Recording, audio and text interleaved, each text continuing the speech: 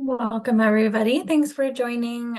We'll just give it a few more minutes as folks join the call as we let people in from the waiting room. If you are joining now and you would like to access interpretation, there is a globe at the bottom of your Zoom screen that you can click on and select if you'd like to listen to the call in French today. Bonjour tout le monde. On va attendre quelques minutes pour que les gens se joignent. Si vous avez besoin d'interprétation, vous pouvez cliquer sur le globe en bas de votre écran et choisir la langue de votre choix. All right, we'll give it a few more seconds as some more folks join from the waiting room.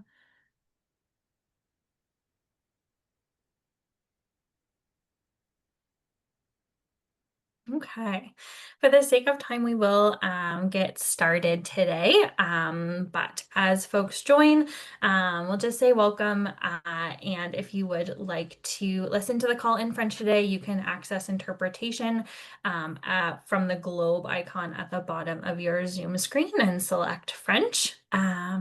But we will jump in and get started. So welcome to our funding discussion around the Climate Ready Plans and Processes funding opportunity from the Federation of Canadian Municipalities. As we get started today, I would like to just acknowledge that Climate Atlantic operates on the unceded and uncharted homelands of multiple Indigenous peoples, including the Mi'kmaq, the Wolastoqey, the Passamaquoddy, the Panawatskoway, and Abenaki, all members of the Wabanaki Confederacy, as well as the Beothuk, the Innu, and the Inuit. As we begin our call today and are reflecting on the lands in which we're joining from, I do really encourage you to take a moment. And if you do know the lands that you're joining from, feeling free to introduce yourself in the chat and share where you're joining us from today would be wonderful. So we'll let you take a moment to pop that in the chat. And as we do that, I would also just like to share the agenda, the plan for our call today. We'll have a little bit of background on the session and then go into a presentation from Agat from FCM, who will share more about the Climate Ready plans and processes, funding opportunity. Then we'll have two presentations, one on adaptation plans and the other one on asset management plans.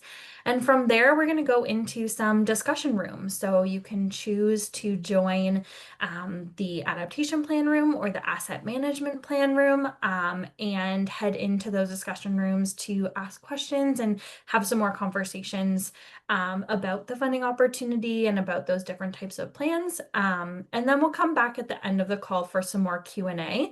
And we'll wrap up around 11:45 or noon, depending on how the timing goes this morning.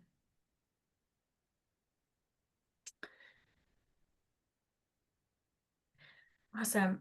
So before I pass it over to my colleague Trevor to give a little bit of background, I would also just like to mention and say that we would like everyone to follow on some community guidelines this morning as we spend the next few hours together in this sort of virtual space, encouraging everyone to be respectful and respect others' ideas.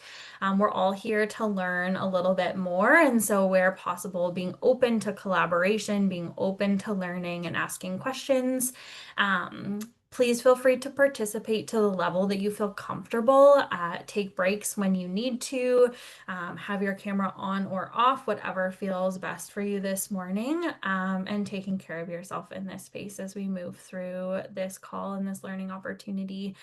So with that, I will pass it over to Trevor to give us a little bit of background on why we're here today and how we're going to support these funding calls. So over to you, Trevor. Thanks, Anna. So my name is Trevor. I'm the Municipal Climate Resilience Coordinator here with Climate Atlantic. So participation in the workshop today is meant to be low barrier and free of charge, thanks to funding from the Federation of Canadian Municipalities. Climate Atlantic is among 13 funded local leadership for climate adaptation projects across Atlantic Canada during the first intake of this stream, and amongst 6 partner organizations funded through this funding.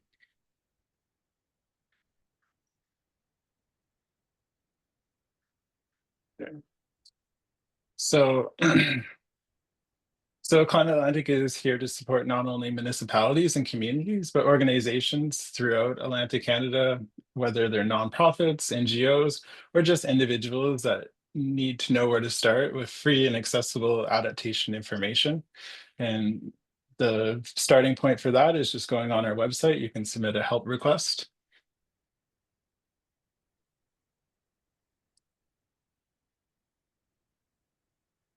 Just a little lag. There we go. So in terms of services, Climate Atlantic provides a number of services that both support, like I said, municipalities and communities, nonprofits, NGOs, as well as residents across Atlantic Canada. These services can range from submitting a question to our help desk and having one of our provincial specialists work with you. We also have programs as well, and we'll be talking about our programs at the end of this presentation today. Some of you might know about CART, and we can also leverage many of our collaborators and delivery partners across the Atlantic region and nationally as well.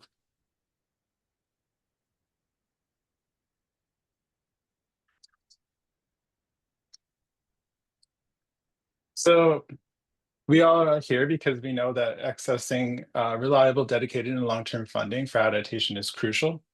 The first session in our series is where we had a funding workshop.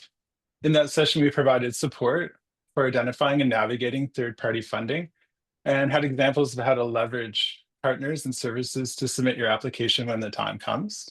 The second session, Charlene was here with SCM, and they helped cover the details of Greening Canada's community canopies funding, as well as adaptation and action. And then this week, we'll be discussing a recently opened funding stream from FCM. So every great project starts with a plan, and communities can access funding to develop or update their climate risk assessments or adaptation plans. So we have Agat from FCM who will be presenting on GMF's climate ready plans and process funding. Later, we'll be providing opportunities to ask questions. Also, there'll be opportunities to learn about key topics to consider when designing a project and applying, and how to really inspire your project and get the support it needs and the buy-in. Also, a reminder that the funder will come back at the end. So if you have specific questions, you'll be provided with another opportunity after the presentation and the breakouts to ask those questions. So yeah, take it away, Agat. Awesome. Thanks so much, Trevor. Nice to meet everyone on the call. My name is Agat, and I am the outreach advisor, and I work on 2 different funding streams that are housed under the local leadership for climate adaptation, which is a little bit of an octopus program. There's lots of different ramifications under that program, and we'll talk about it in just a bit. And wanted to thank Climate Atlantic for giving us the opportunity to come speak a little bit about the funding for climate ready plans and processes. And I'm calling in today from the unceded, unsurrendered Algonquin territory. I'm currently located in the small municipality of Notre-Dame-du-Lot in Québec. And d'ailleurs, s'il y en a qui préfèrent poser leurs questions en français, ça va me faire plaisir d'y répondre. I was just saying in French that if there's any francophones, francophone speakers that would like to have their questions addressed in French, happy to do so. All right. So this is going to be a bit of a rapid fire overview. As folks from Climate Atlantic mentioned, I'll be staying on the call to take any of your questions after this brief overview of the climate ready plans and processes. And I'll also jump back on the call later in the session to address any other questions there.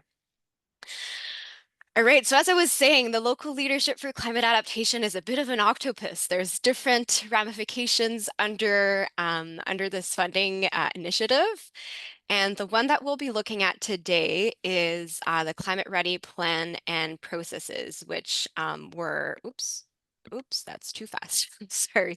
We're in a live intake right now, so it just opened yesterday. And will close on September 16th. And as Trevor mentioned, Charlene was talking about the Adaptation in Action funding stream a few weeks ago, or maybe it was just last week. Time flies. So yeah, today's session will really be focused on the CRPP, so Climate Ready Plans and Processes side of things. And before we dive into kind of the details of this funding offer, I just wanted to take a moment to set expectations around that specific funding offer. So we've received a lot of volume, a lot of applications in our first intake, which was last year, and a lot of interest from Atlantic Canada, which is great. And we're anticipating a similar interest this round all across Canada. So there will be limited funding available. And we need to consider different things in allocating and supporting projects, and one of them is regional balance will have to be considered. So just wanted to put that at the forefront, that for that specific funding stream, there will be limited resources.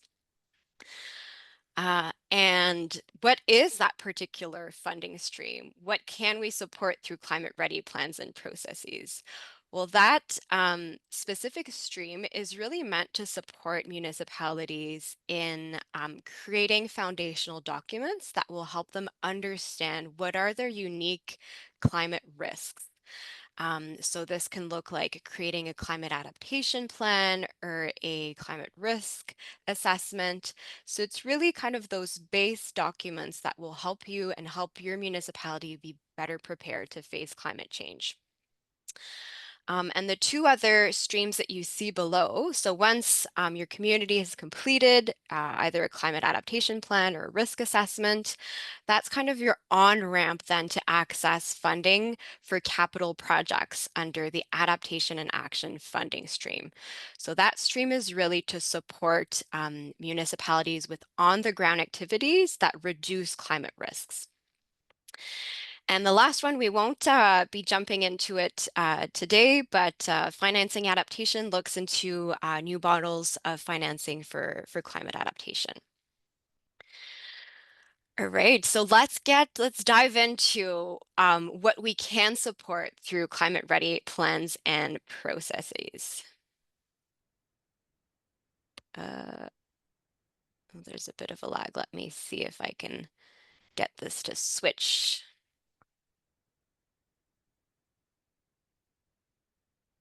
Perfect. Awesome. So essentially, there's kind of three different buckets or types of projects that we're able to support under climate ready plans and processes. The first one is anything that has to do with risk assessments, so climate risk assessments. The second one is developing an adaptation plan. And that third bucket, which maybe sounds a little bit cryptic here, is systems integration. So what we mean here is that if your project isn't a risk assessment, if it isn't climate adaptation planning, then it would fall under that third bucket, which essentially is integrating climate adaptation into an existing municipal plan or process.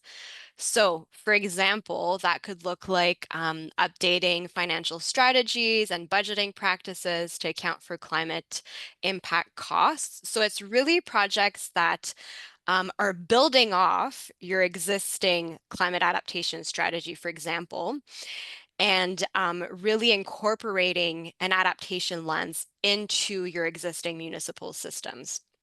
So essentially, those are the three kind of bucket types of projects that we can support. So risk assessment, adaptation planning, or integrating climate adaptation into one of your existing municipal process. Okay, let's see if I can. Ah, wonderful. Um, all right, so what type of funding exactly is available under the funding stream? So we can support municipalities with a maximum grant of up to $70,000.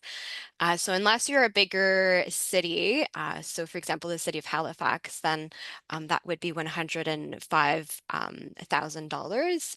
But depending on the population size, so most communities would fall at the 70,000, and that is the GMF's max contribution is 70,000 to your project.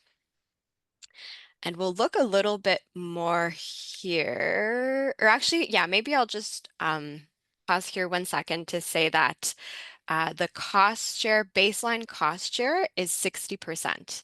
And it can be increased up to 100%, depending on if your project meets certain strategic priorities, which we'll have a look at in just a bit. All right. Awesome. So what exactly can that $70,000 dollar grant contribute towards? So it can support staff time on eligible project activities. If you're looking to work with or hire technical expertise to work on your project, so whether that be a consultant or a nonprofit or whoever has the skill set that would help you advance your project. Those can be eligible costs as long as they're tied to an eligible activity of your project. It can also go towards purchase of software that's directly related to the project. So for example, if you'll be needing GIS software for mapping purposes and such, as long as it's directly tied to the project, that can be an eligible cost. And there's like a certain maximum amount that I can dig up if anyone is curious on the call to know the maximum there.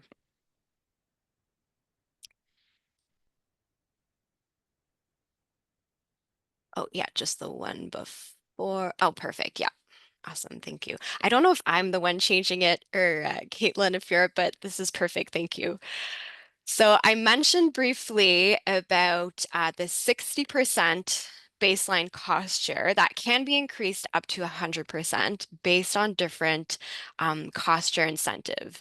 So all of these cost share incentives are stackable, meaning that your project could be entirely funded. And this is just grant money. So if some of you are familiar with GMF, most of our other funding streams are a mix of grants and loans. For LLCA, so for local leadership for climate adaptation, it's grants only, so there's no loan component tied to it. So depending on how your project is structured, it could be entirely funded. So what are those cost share incentive? The first one is tied to population size. So there's a bit of a range here between 5 and 20% that increased cost share based on population size. Then there's a 5%, an additional 5% for projects that will have municipalities collaborate amongst themselves or an Indigenous community that is collaborating on the project. So that will make you eligible for a 5%. And the remaining 15% is for projects that meaningfully address anti-racism, equity, and reconciliation or reconciliation. So those are the additional cost share that your project may be able to access depending on how it's structured.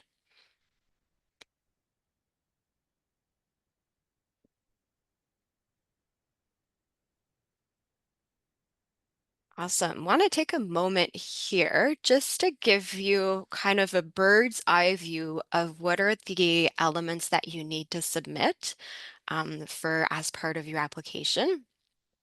So again, what's a little bit different with the Climate Ready Plans and Processes funding stream is that there's no pre-application.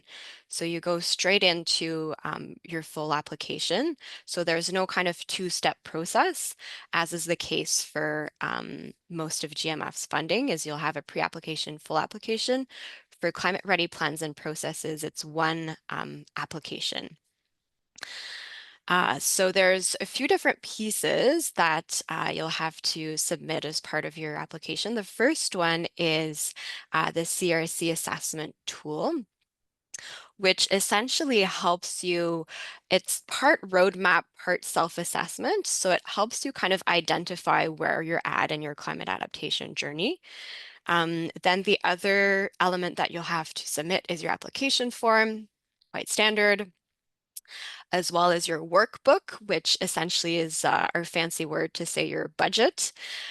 So we'll want to see where your expenses are and to what activities they're tied, as well as supporting documents, which will vary depending on if who's the lead applicant. So if the lead applicant is a municipality, there'll be different supporting documents than if it's a nonprofit, for example, that's applying in partnership with a municipality.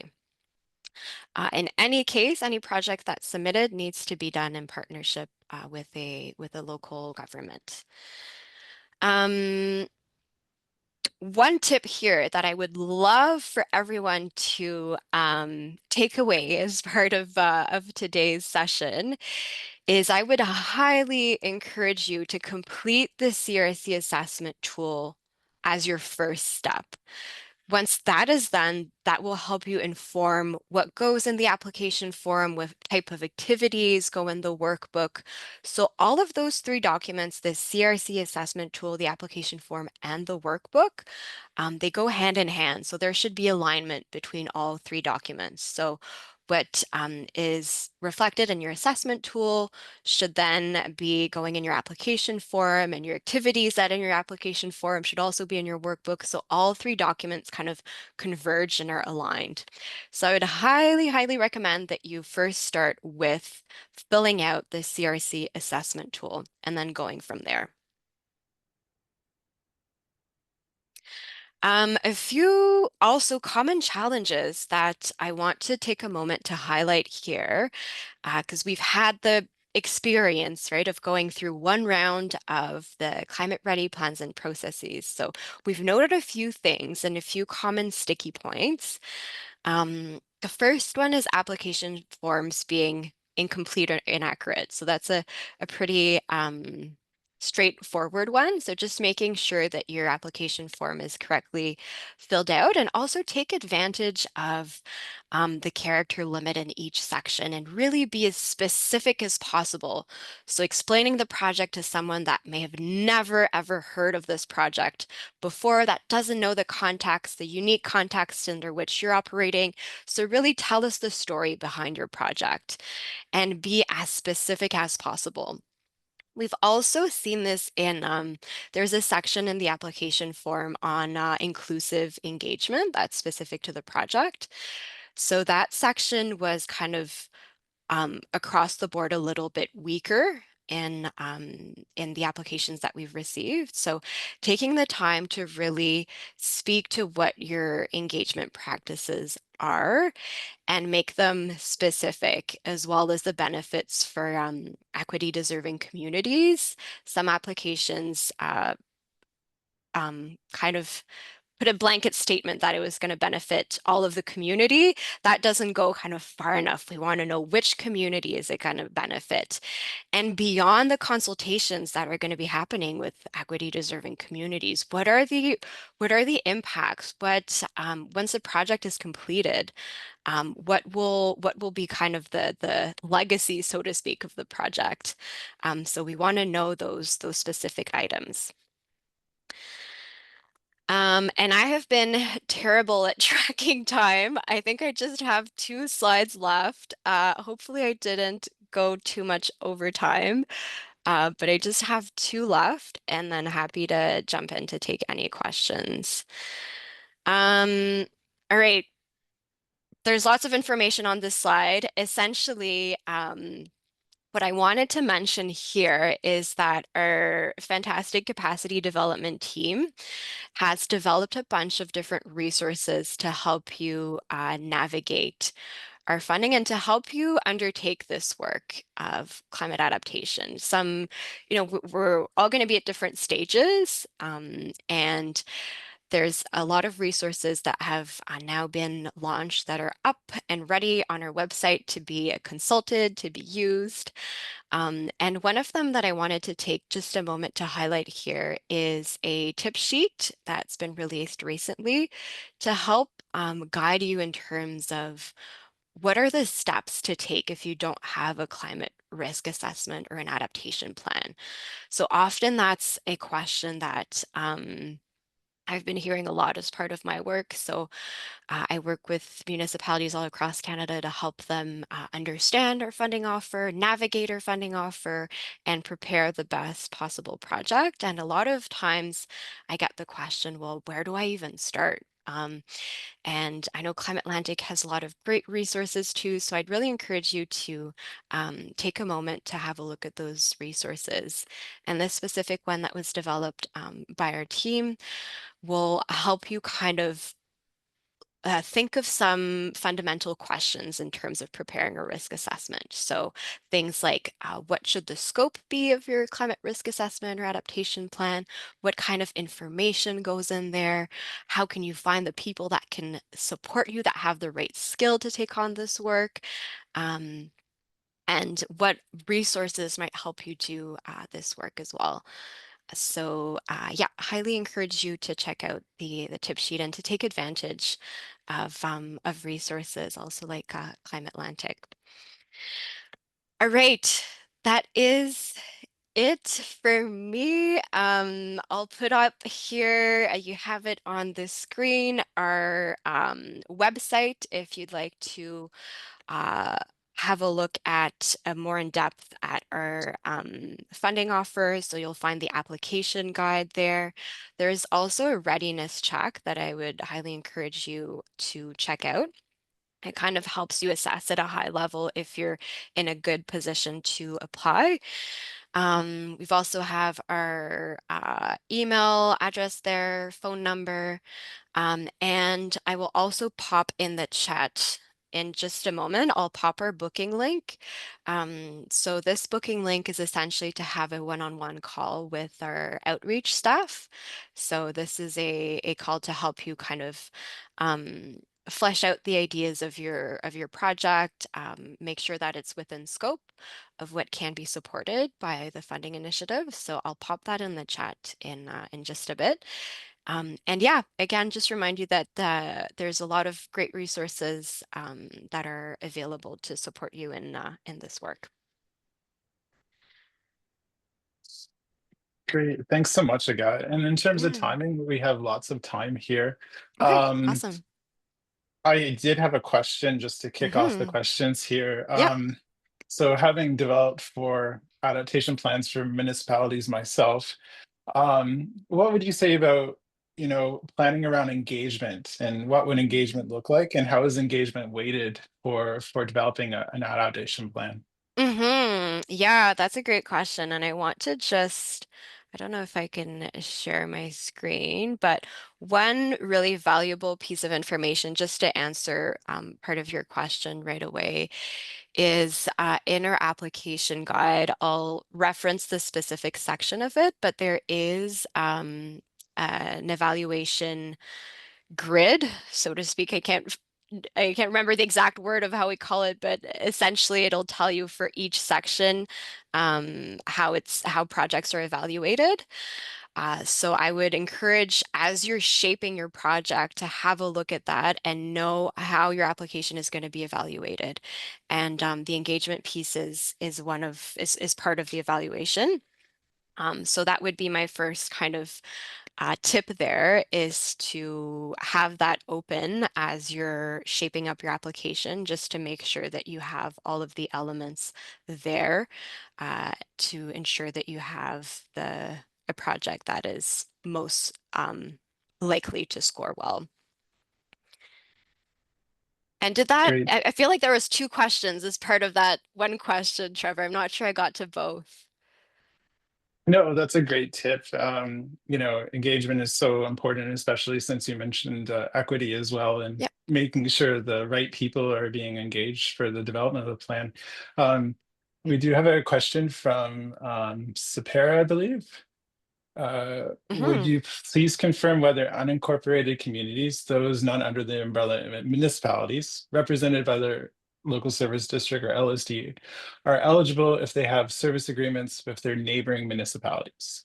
Hmm. Yeah. That's a good one. So an unincorporated municipality that has a service agreement with a municipality. Uh, I believe so, because generally, if there is a service agreement with a municipality, that is fine.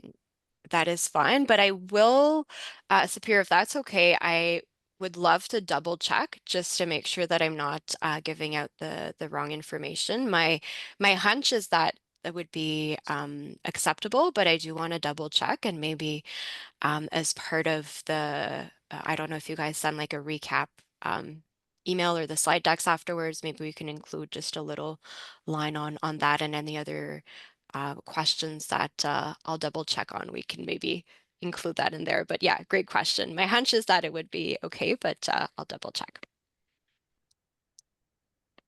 Great. Do we have any other questions in the chat? We do have a few minutes left. I Yeah. guess you did mention this, but I guess maybe it's worth reiterating. Hmm. So, for the cost of developing the application, that can be included when submitting. So, for example, if you need a consultant or something like that, that can be included. And I guess this is two-part, but do you need an adaptation plan to apply for adaptation and action, the implementation stream?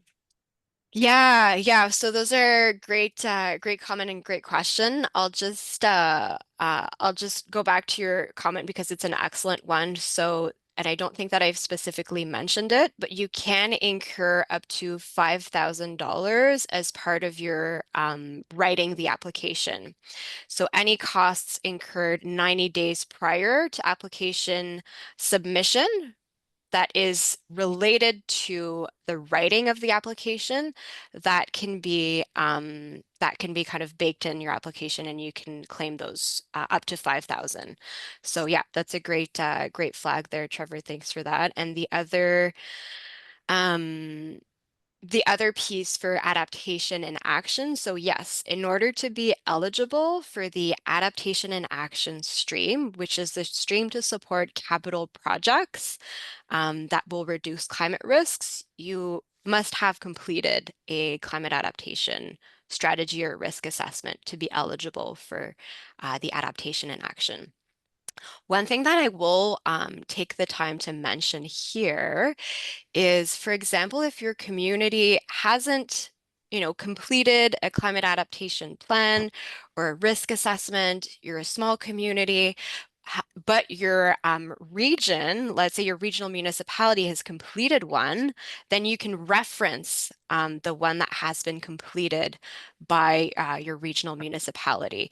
And then kind of tick that eligibility box and go straight into capital projects. So, don't my recommendation for you before undertaking this planning work, it's always valuable to do, but if there's some work done at the regional level, you might be able to leverage that work and go right into accessing adaptation and action funding.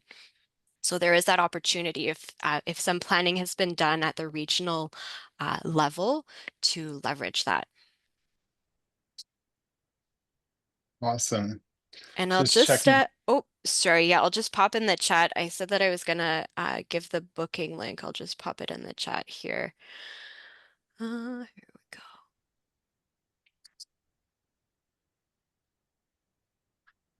Sorry to cut you off there, Trevor. I don't know if you wanted to. I was just See. scanning the chat. I do Yeah, see from Steph here, given the size of the province, could a risk assessment done at the provincial level count? yeah, And they're referring to Prince Edward Island. Yeah, that's a good question. It would be kind of on a case by case. So, Stephanie, if you have a specific municipality or local government in mind, what I would suggest is to reach out, and I'll put again, I'll put my email in the chat. But we would have to kind of look at those at a case by case, just because they vary so greatly across the country in terms of specificity and in terms of if they're reflective or not of local kind of community priorities. So I would say it really depends.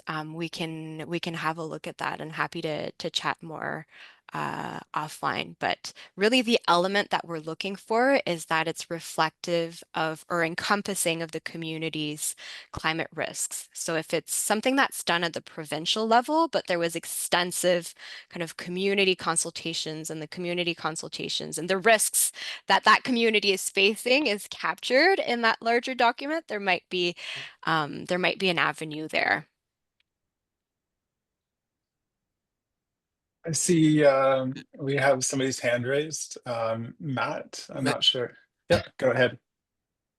Thanks. Hi, I got Hey. my apologies if I missed this. I got Yeah, distracted for no, a no moment worries, during no your worries, discussion, but no worries. I thought if you hadn't said it, it might be useful to just talk about the funnel, the CRPP into adaptation and action. And Hmm. given this is a multi-year program, Hmm. the number of times people are able to access them on the path, depending on population, and you did do it, Hmm. didn't you? Like the maximum number of times that you're able to apply?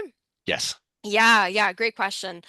So no, I didn't, you didn't miss anything. I Oh, didn't, good. I didn't mention that, and that is great. Thank you. I love questions for that because it's a good opportunity to talk on a lot of different points there. So for CRPP, there is a limit of one per community that per lead municipality that's applying on the project. So if you're leading the project, your municipality would only be able to access this funding once. If, for example, you put an application together the first time around, you're unsuccessful, you can resubmit until you have a successful project. But for CRPP, so maybe I'll just actually go back for visual learners just to the very start here. Okay, here we go. So for CRPP, the first one up on the screen with a little thermometer logo, um, one project per lead municipality. For adaptation and action, so that's the capital funding stream, that one gets a little, I don't want to say funky, but gets a little special in the sense that the maximum number of projects is based on population size. So it'll be, for example, one feasibility study and one implementation project for, let me just double check. I believe it's under 50,000. Yep, under 50,000, one feasibility and one implementation project. And for communities over 50,000, that'd be two implementation and two feasibility. So yeah, good question, Matt. Thanks for bringing that up. We do have one more question Hmm. that I missed in the chat, and we might have alluded to it a little bit on the engagement inclusivity piece, but so one of the CRPP project examples is reconciliation strategy, plans, and initiatives. Can you please elaborate on an example of a reconciliation strategy? How did the plan application demonstrate meaningful reconciliation? Can you speak more to this piece? Hmm. Yeah.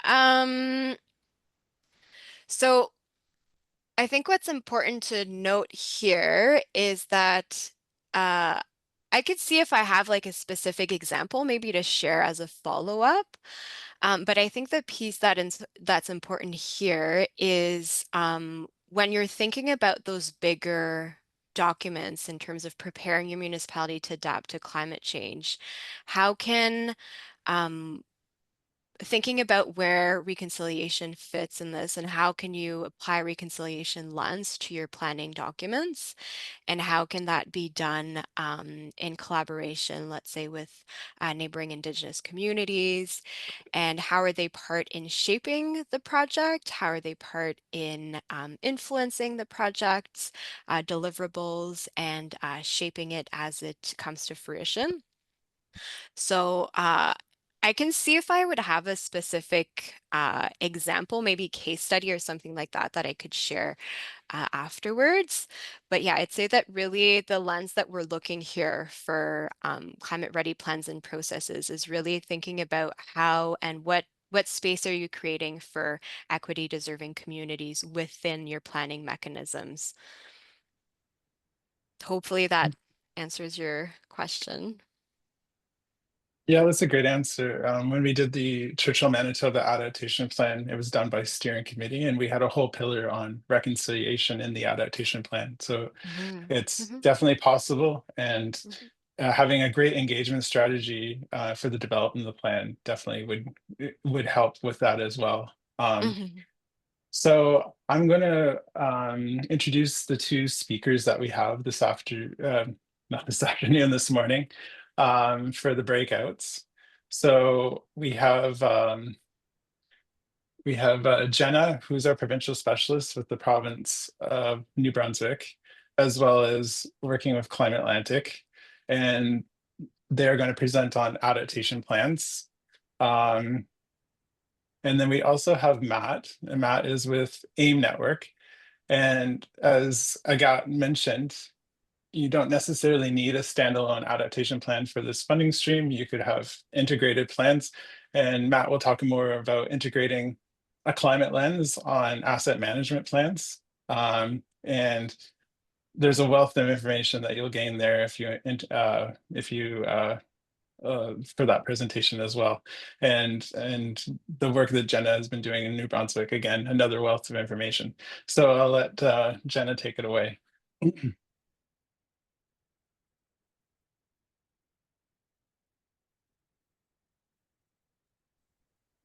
Thank you, Trevor. I'll just wait a second for the slides to come back. Thank you, Caitlin. I appreciate you. Um, so first of all, I just wanted to discuss what even is an adaptation plan and why a community might want to make one if they don't already have one, in addition to what's already been discussed by Agat. So in general, an adaptation plan is a document or a community scale plan that outlines actions that can be taken at the community scale to prepare for and adjust to climate impacts. And this is based on identified risk and vulnerabilities in your community. So um, this can be talking about different ways to deal with impacts that you might feel, like if you're a coastal community, how to deal with coastal flooding or erosion issues in certain locations based off of areas that have been identified as at risk or vulnerable. And a reason that you might want to have an adaptation plan in your community, not only so that you can apply for adaptation and action and implementation funding, um, but in general, having an adaptation plan in place and just being aware of your risks and vulnerabilities and what you can do to adapt to or deal with these and prepare for them is that it can help to, in the future, minimize damage that might occur due to climate impacts. In general, being prepared and taking adaptation action uh, can really save you a lot of money in the long run. Um, in general, uh, based off of a Canadian-wide study, every dollar that is spent on adaptation and preparing for climate impacts ahead of time can save $13 to $15 in future costs when these impacts actually happen. Um, so if you are able to really identify those risks and find the best um, ways to prepare for them in your community, then you can really minimize future damage and just enhance your community resilience. If you know what's going to happen, you can be better prepared. And you can access adaptation and action funding to implement some actions that appear within your plan. So, so how do you actually create an adaptation plan? So there are quite a few steps to follow. The first of which, of course, in this case, would be applying to the Climate Resilient Plans and Processes uh, Fund through GMF. And as part of that process, you would be required to get council approval um, and have a council motion included in your application or shortly after your application goes through. Generally, when you are creating an adaptation plan, you will create a steering committee that will work together on the plan. And it's not required for you to hire a consultant to write the plan for you and undertake your risk assessment for you, but it is something that is an option. Um, and perhaps you might already have a consultant that you work with frequently that you want to hire, or you can put it out a request for proposals. So it is an option to hire a consultant, and it would be done once you've identified who's going to be working on the project team with you. So once you've hired a consultant or created a steering committee, the first step would be to undergo a risk assessment. So really evaluate risks to your community. Are there floodplains? Are there low-lying areas that are more likely to be, that are near a wetland, for instance, that are more likely to be flooded? Um, Cody, do you mind just coming here for a quick sec? And in the middle of undertaking a risk assessment, you'll look at multiple different risks: flooding, wildfire, impacts to heat, due to heat, due to high winds, potentially larger storms, and looking at impacts in different sectors, including emergency measures and health, and to individuals in your community, and using an equity lens. And in the midst of this process, you will consult the public and different relevant stakeholders outside of your steering committee. And at the end, once you've created a plan that is agreed upon by the steering committee, it will be presented publicly to citizens and council. And then if satisfactory at the end, it would be adopted by council. So what is a steering committee?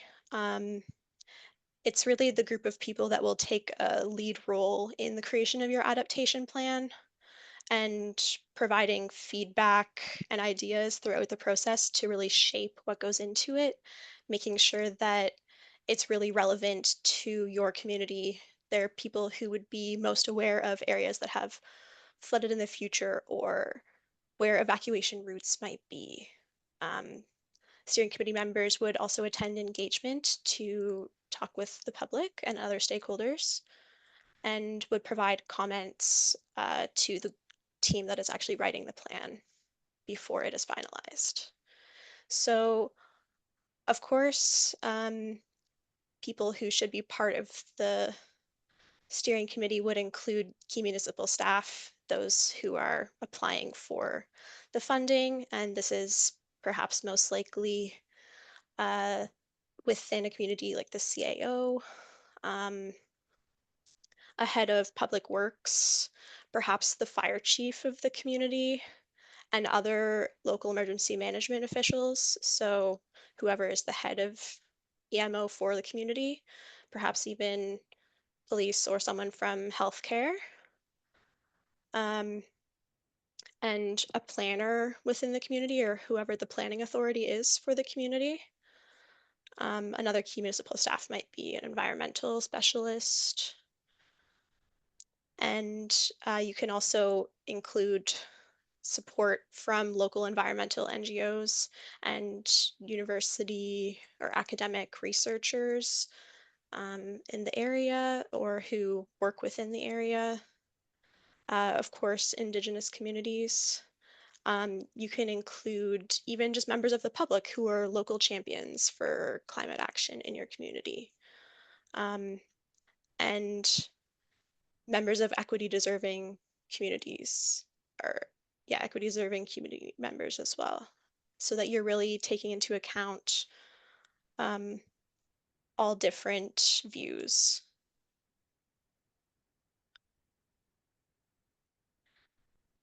And finally, what actually should be included within your adaptation plan. Like I mentioned, first of all, the first step is to undergo a community scale risk assessment to really identify areas that are at risk.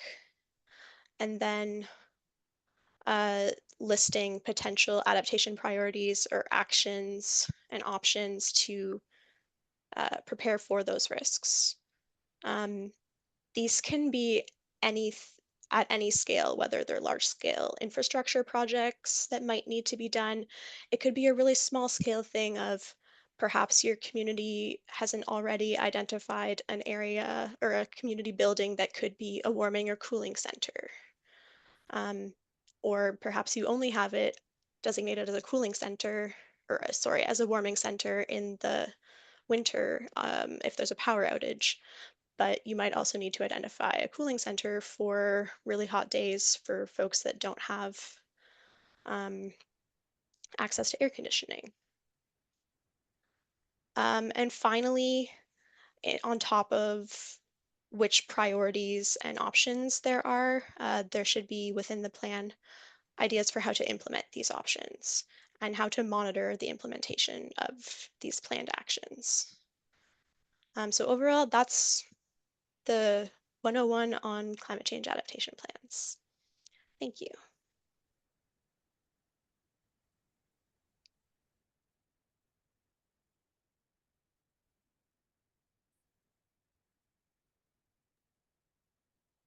Great. And then we have Matt, Matt up next. And he's just going to talk about a climate lens on asset management plans. Just a reminder, after these, we're going to break out into discussions. So after the presentations, so you can follow up any discussion points that you might have, but we'll also have a question period as well. Okay, thanks, Trevor. So I am Matt Delorme. I'm the executive director of Atlantic Infrastructure Management Network. I'll go ahead just really quickly over for anyone who's joined the call that's not familiar with AIM Network. We're a not-for-profit community of practice for people supporting local governments in long-term service planning, primarily through infrastructure planning. We work across the 4 Atlantic provinces, and we have other communities of practice across Canada that we keep in touch with, but our focus is strictly on Atlantic Canada. There are some of the ways that we support communities. So I've been working mostly with AIM Network for about the past 5 years. For 3 of that as executive director, developing technical programs before that.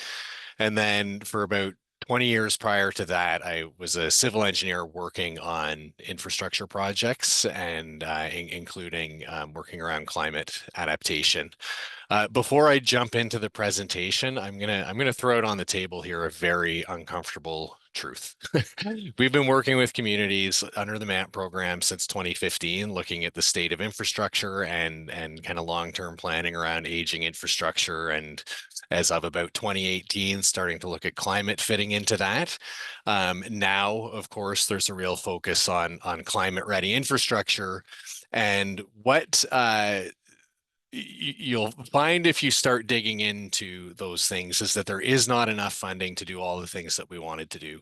If we just look at, we had a certain service level in the past and we want to keep that and accommodate climate change and fix all of our aging infrastructure, there just isn't enough time, money, or resources to support that.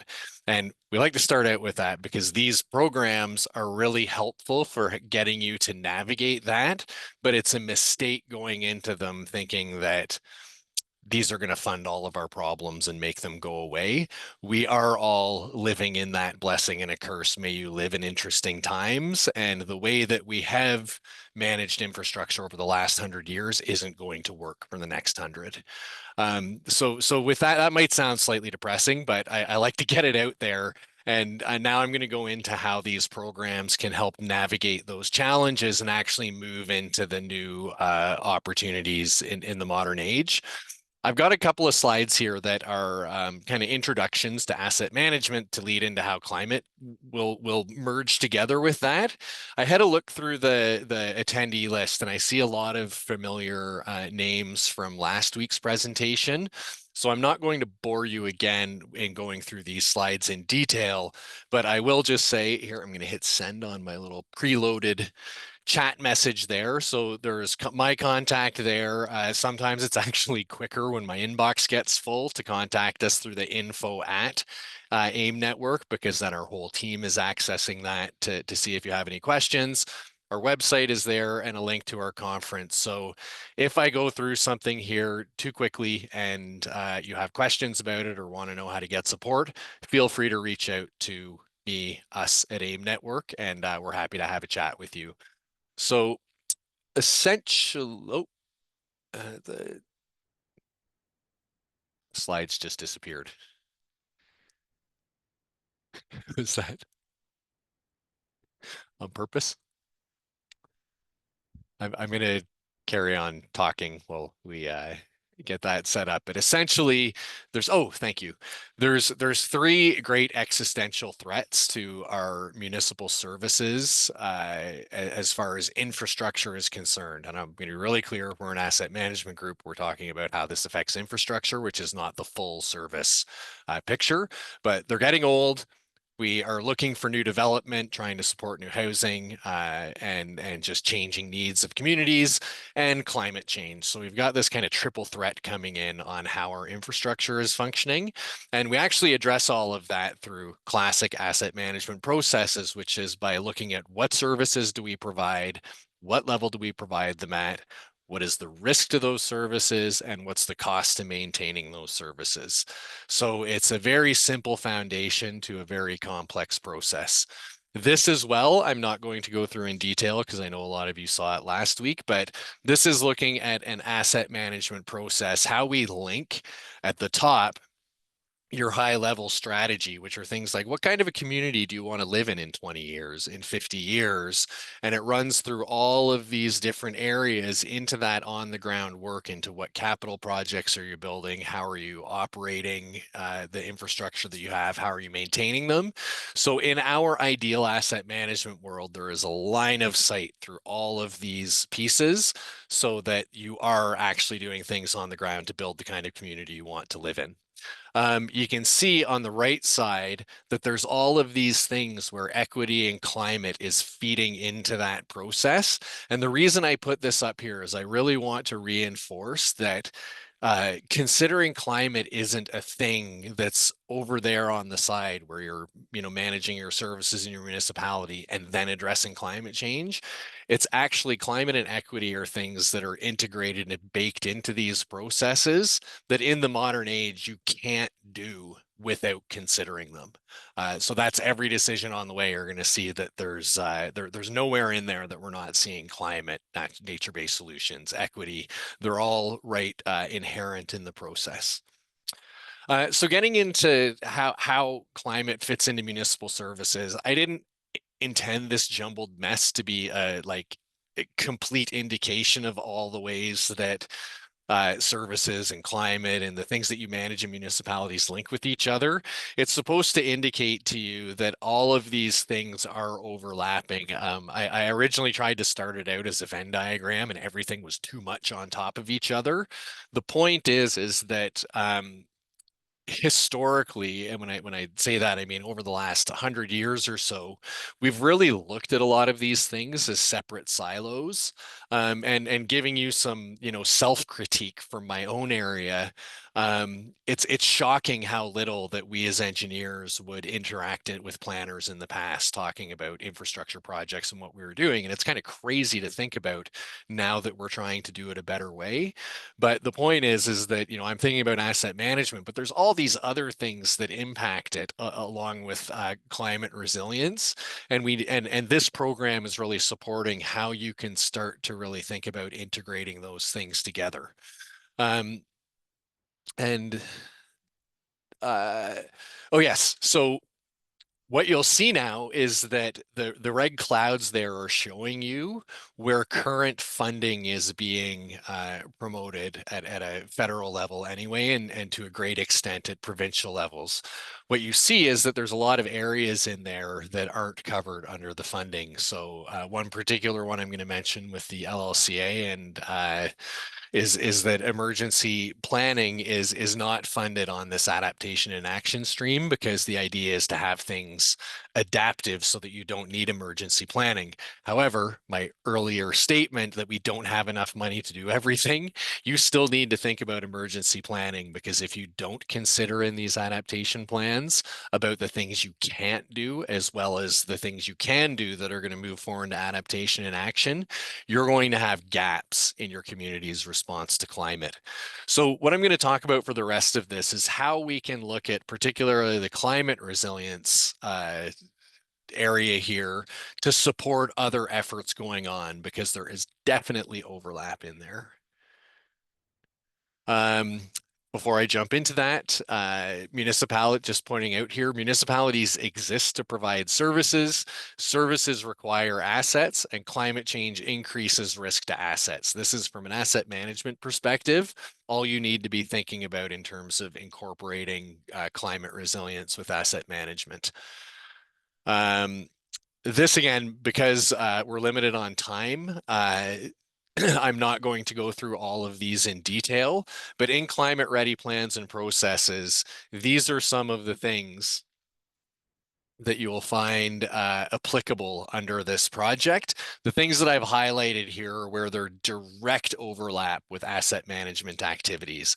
And the reason I'm putting this up here is just to show you that even though asset management funding ended with the MAP program in 2024, there is still a way to integrate your climate ready plans and processes, bringing in asset management activities and principles around it in terms of managing your infrastructure. Not only are they not exclusive, neither of them works without the other one. Similarly to, this is just another set of places. So when you're looking at this, it's not all asset management. There's definitely some things in here that fall outside of asset management, but there are elements of asset management planning that fit into the climate ready plans and processes. So what do you do with all of that? Oops. I'm going to skip over this because I got already covered it, as well as the reconciliation. So where to start? What I would suggest, we've worked with a lot of communities from back in the MANT program, aligning priorities with funding applications, is don't start out by going and saying, here's my climate ready plans and processes. What should I do out of that? Start off by thinking, what are your community priorities? Think about the things, what are the problems that if you had solved would make your lives a lot easier, would give your community more confidence in how the municipality is approaching things, and really make that list first, because with that broad applicability of climate ready plans and processes, you're looking for the intersection of those community priorities with climate impacts, because I guarantee you there is an intersection. And if there isn't, then you're just not thinking hard enough about it, because climate impacts every aspect of municipal planning right now. use the robust support network. So Agat was there with some links to FCM. The wonderful people at Climate Atlantic here have done a great job over the past few years, helping all of us in the NGO and nonprofit space get talking to each other and meeting to think about climate resources and understanding what's out there. So we have a lot of links amongst ourselves. So, you could give Climate Atlantic or AIM Network a call, and if we're not the right people for it, we can help you connect you with the right support network, such as a lot of environmental NGOs out there, people like the Climate Risk Institute, the Canadian Urban Institute. So there's a real ecosystem of people who can help you at no cost. So like absolutely reach out to us as some of the first calls. Attend conferences and training. I couldn't help but do a little plug for our conference that's coming up in a few weeks on the side there, where we're talking about a lot of these issues in our presentations. And then speak to other municipalities. No one knows your challenges more than other people who are dealing with the same challenges. So really try to broaden out and talk to other municipal people. So right now we're in a place, there's lots of good funding out there. It's not a question of if we're able to act on something, it's what you need to focus on. And this climate ready plans and processes is built to do that. So as we get into the breakout rooms, I'd encourage you to start thinking a little bit about what some of those community priorities are, and if you're a little fuzzy on how they might fit into this process, because that was a loaded question I asked Agat about the number of times you can apply, because we have all small communities here in Atlantic Canada, not all, but the vast majority, which means that you're essentially going to get one crack at climate ready plans and processes moving towards one adaptation capital project. And I've been to a lot of communities in Atlantic Canada, and there's more than one project needed. So this is a really great time to really think through where you're putting that time and effort into planning so that you're leveraging the funding that is available to the greatest benefit to your community. I have this questions and discussion slide, but we're going to do that in breakout rooms, and the QR code is just a repeat of the links that I've posted on the side, so you don't need to use that. Back to you, Trevor. Great. Sorry. Yeah. So in terms of, as Matt has said, the breakouts is kind of more so for like, let's say you have an idea and you want to kind of feel it out with either Jenna or Matt. But right now we'll take any immediate questions that that you might have. So just looking at the box here. So thank you for the realistic outlook and bringing us all into the same page regarding what this funding can do and how to address community priorities, Matt. Thanks for the valuable info. Lots of thanks. I guess I'll follow up with a question before we go into breakouts. I know in your presentation, Jenna, you mentioned steering committee. Do you have any, so we don't need full on committees of council or anything like that. When you mention steering committee, is that internal people around the table? Is that external people around the table? Does it even have to be around the table? Like, what are your tips there? And then perhaps a follow-up from Matt on that. How do we get the asset management people around the table as well? So I'll just put that out there. Generally, so I mentioned this just because this is the process that we undergo for the creation of adaptation plans in New Brunswick. Generally, a steering committee would include both internal and external people to make sure that you're getting a wide view of all of the issues and bringing a lot of different voices to the table. A good steering committee usually has fewer than 10 members, but maybe like 5 to 10. But you want key staff members, and it could be larger than 10 as well, depending on who you want to bring in. But yeah, usually there are a few key members of staff and council, as well as external folks from NGOs. Maybe it could also be to bring in the asset management side of it. in addition to the main asset management staff, it could be an external manager of a key asset. Like, for example, the town of Oromocto in New Brunswick is right next to the Gagetown Canadian Forces base. So they brought in a asset manager from the Canadian Forces base. So if there's really key infrastructure or assets within your community, you can have somebody from that staff be a part of your steering committee to bring that perspective. Yes, of course, Indigenous communities and that are within your boundaries or next to your boundaries as well should also be part of the process.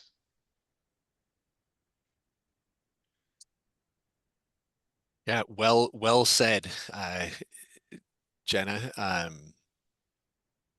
I think you just summed it up pretty much, and I'll just add on to that from looking at the asset management side of things, because we would look to have asset management steering committees. And as we're really working on this breaking down of silos in how we plan and consider work, it's a very real danger that you run into, meeting fatigue, and people just get sick of all the committees that they have to participate in.